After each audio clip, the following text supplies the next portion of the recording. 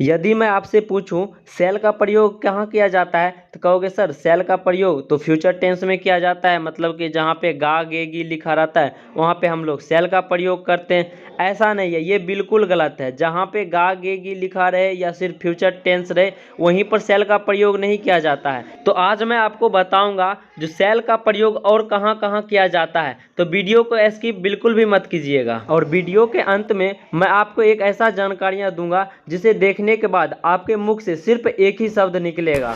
क्या बात है सर, क्या बात है सर, क्या बात, ये बात है। तो चलिए वीडियो शुरू करते हैं बिना देर किए।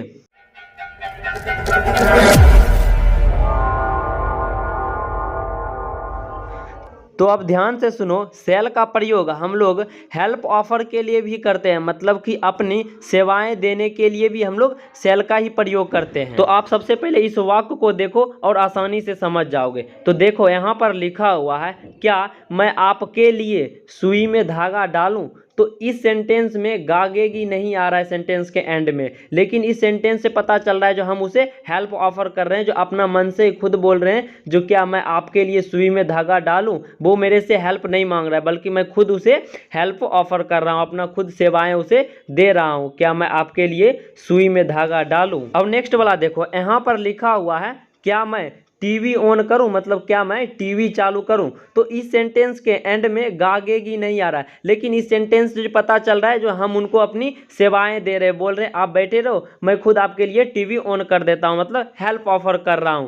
तो इस तरह के सेंटेंस बनाने के लिए हम लोग सेल का प्रयोग करते हैं और सेल के साथ फर्स्ट पर्सन का प्रयोग किया जाता है। फर्स्ट पर्सन आपको पता ही होगा, आई वी को बोलते हैं। तो चलिए इसका स्ट्रक्चर देखते हैं। तो देखो इसका स्ट्रक्चर, सबसे पहले आपको सेल लिखना है, उसके बाद आपको आई लिखना है, फिर वर्ब का फर्स्ट फॉर्म और अदर वर्ड, और लास्ट में आपको याद रखना है जो क्वेश्चन मार्क देना है। तो देखो यहाँ पर लिखा हुआ है क्या मैं उसे बुलाऊं। तो इस सेंटेंस के एंड में गागेगी नहीं आ रहा है, लेकिन इस सेंटेंस से पता चल रहा है जो हम उसे हेल्प ऑफर कर रहे हैं, जो मतलब आप बैठे रहो, आप उसे बुलाने की तकलीफ मत करो, मैं ही उसे बुला देता हूं। तो इसको भी हम लोग अपना स्ट्रक्चर के अनुसार बनाएंगे। सबसे पहले सेल लिखना है, उसके बाद स्ट्रक्चर के अनुसार आई लिखना है, उसके बाद क्या स्ट्रक्चर के अनुसार वर्ब वन। तो वर्ब यहाँ पे क्या है, बुलाना। बुलाना के इंग्लिश में कॉल बोलते हैं, और अदर वर्ड क्या है, उसे।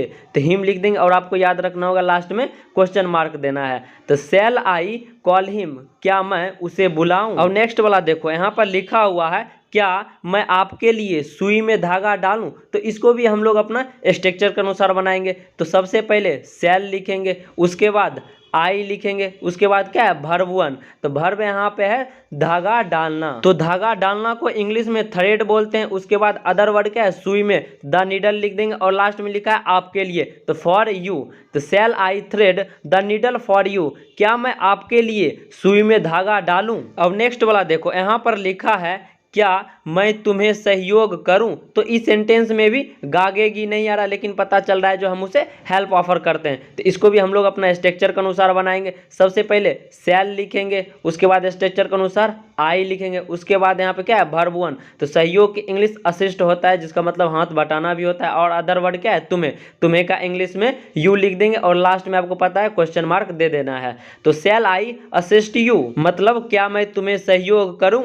अब एक लास्ट वाला देखो, यहाँ पे लिखा हुआ है क्या मैं टीवी चालू करूं। तो इसको भी हम लोग अपना स्ट्रक्चर के अनुसार बनाएंगे। सबसे पहले सेल लिखना है, उसके बाद स्ट्रक्चर के अनुसार आई लिखना है, उसके बाद वर्ब वन। तो टीवी चालू करना के इंग्लिश में बोलते हैं स्विच ऑन, और ऑब्जेक्ट क्या है इसमें, अदर वर्ड है टीवी, तो द टीवी लिख देंगे। तो shall I switch on the TV, क्या मैं टीवी चालू करूं। अब मैं आपको जो बताने वाला हूं वो अब थोड़ा ध्यान से समझना, क्योंकि वो शायद ही किसी स्टूडेंट को पता होता है। तो देखो यहाँ पर लिखा हुआ है आई विल सी यू, और नीचे लिखा हुआ है आई शैल सी यू। तो अब बताओ दोनों में क्या अंतर है। आप कहोगे सर दोनों में कोई अंतर नहीं है, बस फर्स्ट सेंटेंस में आई के साथ विल लिखा है और नीचे का सेंटेंस में आई का साथ शैल लिखा है। बाकी दोनों का हिंदी मतलब तो सेम ही होगा, या तो दोनों का हिंदी मतलब हो सकता है मैं तुमसे मिलूंगा या मैं तुमको देखूंगा, दोनों का यही मतलब हो सकता है।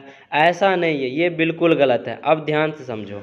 तो देखो यदि फर्स्ट पर्सन के साथ विल का प्रयोग किया जाता है तो उसके कई और भी मतलब होते हैं, जैसे कि थ्रेट, वार्निंग, या तो प्रॉमिस करने के सेंस में फर्स्ट पर्सन के साथ विल का प्रयोग किया जाता है। वैसे आपको पता ही होगा आई और वी को फर्स्ट पर्सन कहते हैं। और अब ध्यान देना, जैसे यहाँ पे लिखा हुआ है आई विल सी यू। तो यहाँ पे विल का प्रयोग थ्रेट के लिए प्रयोग किया गया है, जैसे कि मैं तुमको देख लूँगा, धमकी दे रहा है। जैसे कभी किसी से झगड़ा हो जाता है ना, तो बोलते हैं ना मैं तुमको देख लूँगा, तो उस सेंस में यहाँ पे विल का प्रयोग किया है, जो आई विल सी यू, क्योंकि यहाँ पे विल का साथ फर्स्ट पर्सन है, आई है, इसीलिए यहाँ पे थ्रेट का सेंस में किया गया है, धमकी दे रहा है। और जैसे यहाँ पे लिखा हुआ है आई शैल सी यू, तो इसका एक नॉर्मल मतलब है मैं तुमको देखूंगा या मैं तुमसे मिलूंगा। यदि यहाँ पे हम टुमारो लिख देते हैं एंड में, आई शैल सी यू टुमारो, तो जिसका मतलब हो जाएगा मैं तुमसे कल मिलूंगा। तो उम्मीद करते हैं आपको ये सारी चीज़ें समझ में आया होगा। तो मिलते हैं ऐसे ही एक नेक्स्ट वीडियो में। Have a good day and take care.